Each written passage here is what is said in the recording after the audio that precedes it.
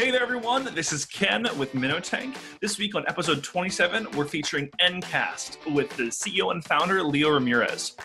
You can feel free to sit back and relax and tune into the entire pitch, including the elevator pitch, the deck pitch, and the founder 5 of this video.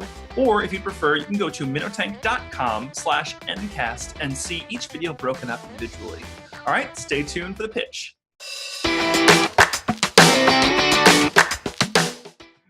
Hi, my name is Leo Ramirez, and I'm the founder and CEO of Encast. And Encast boosts culture and brand by aligning businesses with their most important asset, people. Culture-forward businesses, like many of the Fortune 500 best companies to work for, exemplify the fact that those who put culture first outperform others. And we use our values-based data through philanthropic activity to help businesses align with their teams. And by creating that alignment, you can create higher engagement, higher productivity, and obviously impact the bottom line. In particular, we love to help businesses help their millennial employees who are leaving their companies every 18 to 24 months, and they're desperately looking for meaning wherever they work. And we're hoping that by using this philanthropic data, businesses can create that alignment and keep them around and obviously keep them engaged longer. And again, my name is Leo Ramirez, and I'm the founder and CEO of Encast. Thanks, Leo, for that awesome elevator pitch. Next up is the deck pitch. Check it out. Hello, my name is Leo Ramirez, and I'm the founder and CEO of Encast. And Encast boosts culture and brand by aligning businesses with their most important asset, people. Now, attrition is really painful. In fact, $30 billion a year are lost to millennial job hopping, and it costs 150% of millennial employees' salary to replace them. And millennials are leaving every 18 to 24 months. And so if you don't find a way to keep these millennials, then you're going to keep cycling through them. And so great workplace cultures are really what makes a difference in creating an environment where people want to stay and work as hard as they possibly can. There are 5 primary reasons, according to the Harvard Business Review, why people stay at companies. Compensation, which I call the lazy lever, is one of them. The other 4 are all about culture. So do people have pride in the organization? Do people love who they work with? Do people like their manager? And does their work have meaning? And if you can focus on these things, even if you can't pay the most money and offer the best benefits, you can keep your staff happy and engaged. Social impact has become very, very important in businesses around the world. In fact, 91% of global consumers want companies to do more than just make money. And millennials in particular are looking for meaning at work and looking for companies giving back. 50% of them choose a job because the company gives back, and 52% of them stay because the company gives back. And very strong cultures, including cultures that incorporate community engagement, outperform others. In fact, some of Fortune's best companies to work for outperform the S&P 500 by 2 to 1. The market is huge. So we play in the employee engagement market right now. We will eventually play in the big data market, which is a $200 billion market. The employee engagement market alone is $75 billion. And we estimate the philanthropic market, which is a subset of that, to be about $4.2 billion. Because we want to go and own the mid-market space and the 208 million employees in the United States that are currently working. And so how do you create alignment? You take what an individual is passionate about and you put them in the company and you find common ground with other people at the company. And so when you find that common ground and you align programs and workplace environments around the things that everyone is passionate about, now you create that alignment, and that's what you're looking for. Don't do top down and say, this is what we want people to do, go bottom up. Our platform is really intuitive and easy to use. We offer 1.9 million organizations in our database. We have machine learning, so even people that haven't given before can find great places to give to, great things to volunteer for, and great people to connect with. We offer a single tax receipt at year end. We do fee-free donations. So we're the only platform in the world where 100% of what you donate goes to charity. We have volunteer management capabilities, and we offer payroll deductions and grants as well. Our business model today is direct sales, through which we anticipate growing to 5 million users. But our scaling strategy is to go with partnerships. And this is basically integrating our technology into other platforms that, like payroll systems and HRMS platforms and PEOs, so we can build that install base to 10 million users within 3 years. And we anticipate selling our individual giving accounts which are portable, for $2 a year and grow that to about 5 million users over the next few years. Our platform is meant for helping businesses develop any sort of philanthropic program. We call it Culture as a Service. So right now we're focused in the workplace, but eventually we want to extend into retail, financial services, education, and any other third-party products and services. Our clients are awesome. We have a couple here in Austin, like Data.World and Cognitive Scale, which are some startup darlings, some much bigger companies like CBRE, who has engaged with us as well. We have a great set of customers. And from a competitive standpoint, we have a couple of players, Bedevity, Causecast, YourCause, and MicroEdge. But we feel like we have a pretty significant advantage, especially in the areas of our mobile app, our fee-free giving, and machine learning. We are in the middle of a $1.5 million seed round, and of that, $500,000 has already been raised, so we need another $1 million more. And we, as you can see, the majority of the money that we will be spending will be on engineering, then on business development, and then on operations. Our team is extremely experienced. We've had many exits among us, a lot of HR experience, investment experience.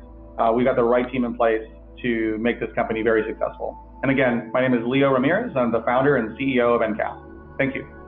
Thanks, Leo, for that deck pitch and digging deeper into the business and investment opportunity of Encast. Next up is the Founder 5, where MinnoTank asks a few specific questions about the pitch that you just watched. Stay tuned. Hey there, everyone. This is Ken with MinnoTank, and I'm here with Leo Ramirez, the CEO and founder of Encast. And today we're going to have a quick Founder 5. We're going to ask 5 quick questions about the pitch we just watched. So, Leo, let's ask question number 1. How important is culture in the workforce today? You know, culture is one of the most important initiatives that every CEO around the world is thinking about. And the reason they're thinking about it is because they want to differentiate themselves. It's relatively easy to differentiate when with compensation, but what really matters is that human connection with others, with your manager, and that's why culture has become so important in the workplace today. Yeah, understandable. I would agree with that. And so talk to me about how Encast is building a data set. I know that you want to go into big data. Talk to me about the data that you're building with Encast. So we want to build the world's largest values-based data set. And if you think about how people spend their money and time, it tells you a whole lot about what matters to them. And so we're using that information through philanthropic actions to tap into people's values. And so we believe that by using those values in the workplace and developing workplace environments, like if your employees love the arts, play classical music, or they love animals, do a bring a pet to work day on Friday, it doesn't have to be philanthropic. But building workplace environments and community initiatives around those passions, I think is really important. So, and then we're basically enabling individuals to give wherever they want through our platform. And so hopefully making such an engaging environment, they want to keep coming back. And that's how we anticipate growing our platform. Yeah, and so to piggyback off of that, off of the data set that you're building, can we talk about how you generate culture? So, you know, creating corporate culture is one of the most difficult things, you know, any company tries to do, because you have a brand, you have a legacy of what you've accomplished, but you also want to make an internal culture that's attractive to stay. So talk to me a little bit about how Encast is generating culture. So we, again, take this data set and deploy it to every single staff member. And essentially everyone has an influence on culture. So it could also be contractors, it could be board members. So we take that information and we try to find the common ground. So what are the things that your staff cares most about? And you revolve a lot of your workplace initiatives and community engagement programs around those things. So by doing that, you're going to get a much higher engagement rate because people are doing things that they want to do versus things that you want them to do. They're going to make friends around things that matter to them. Sure. So instead of doing a 50-person volunteer initiative, there may be a 2 or 3-person volunteer initiative. And those much smaller relationships and easier opportunities to find are going to create that stronger workplace relationship and engagement, which will build that stronger culture. Got it. So piggyback off that one. So I know that you guys have said in your pitch that you are donation fee free. So there's no donation fees, which in my experience is the first time I've seen this in the industry. You know, I know several different platforms that are playing kind of a little bit in the space that you're playing in, but everyone charges fees on donations. And revolutionary, but kind of obvious that you shouldn't charge that. If I want to donate $100 to the American Red Cross, I think that's totally appropriate that $100 should go to them, and you shouldn't try to nickel and dime me there. So talk to me about the motivation behind that and why you decided not to take donation fees. So I have run 2 nonprofits before starting Encast. In fact, the last nonprofit pivoted into this one, and that experience was eye-opening. A lot of nonprofits are, in fact, I would say most nonprofits are being criticized for how much they spend on administration, which includes transaction fees. And they're struggling left and right. And 90% of all the money that's donated to charity goes to only 10% of nonprofits. So the rest of them are just trying to find every single penny they can to survive and apply toward mission. And we calculated that about $4 billion a year are currently spent by American nonprofits on transaction fees. And I want to give that money back. I want to find a way for that $4 billion to go to work against mission and to elevate our social sector. And that was the impetus behind doing this. I told my team, I know we can make money on transaction fees. I don't think it's right. We're not going to do it. And so we'll find another way. We have. Completely possible, and that's your corporate culture. Okay, in our last few seconds, let me ask you, tell me about your current investors and tell me about your round you're holding right now. So we have and have only had one investor, and his name is Brian Acton, the co-founder of WhatsApp. He's a really close friend of mine. I've known him since I was at Stanford. I was a freshman in his dorm when he was a junior, and I replaced him as the dorm geek when he graduated. And so we've remained friends, and he has basically helped us bootstrap, over the last couple of years with his money. And then his latest investment of $500,000 is going toward our seed round. And what he wants us to do is go find other smart investors who can advise us, who can open doors for us. We frankly have spent the last couple of years, making our mistakes, staff mistakes, product mistakes, messaging mistakes, marketing mistakes, and struggling to find our place in the mid-market because the mid-market just didn't get it yet. Now they're getting it. Now we've educated them, and now we have a lot more traction. And so now is a really great time for investors to invest because the risk has been taken, the mistakes have been made. Now we're starting from a clean slate with a stupendous platform, a really great team, some traction, great partnerships. And so we're going to apply the majority of the money raised to engineering to build out and differentiate ourselves even further from the competition. And of course, to engage our business development efforts and partnerships so we can scale as fast as possible.